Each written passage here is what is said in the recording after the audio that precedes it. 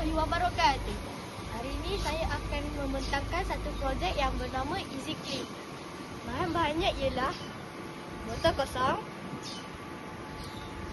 selotip, gunting, span dan sabun. Dan inilah hasilnya.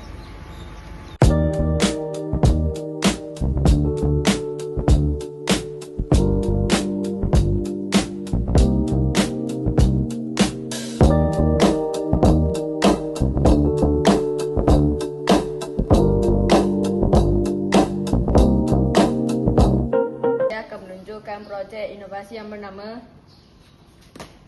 Easy Clean. Easy Clean kelebihannya ialah senang untuk membasuh sinki, mangkuk atau lain-lain.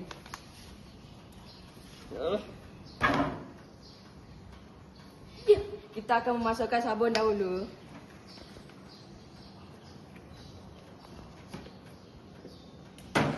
Lalu tambahkan air sedikit.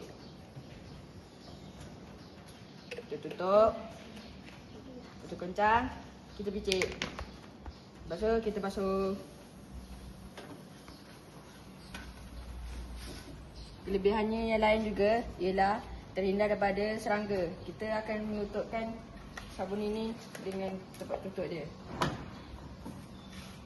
Antara kelebihan Easy Clean ialah satu, memudahkan proses membasuh pinggan kerana sabun dan span berada di dalam satu alat.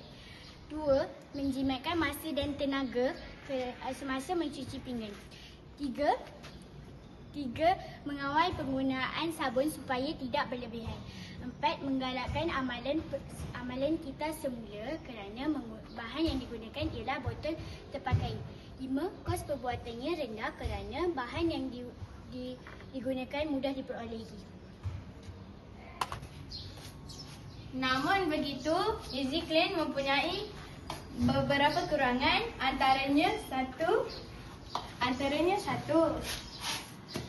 kapasiti sabun terhad dan perlu diisi semula selepas penggunaan. Dua, span perlu ditukar beberapa kali agar tidak kotor.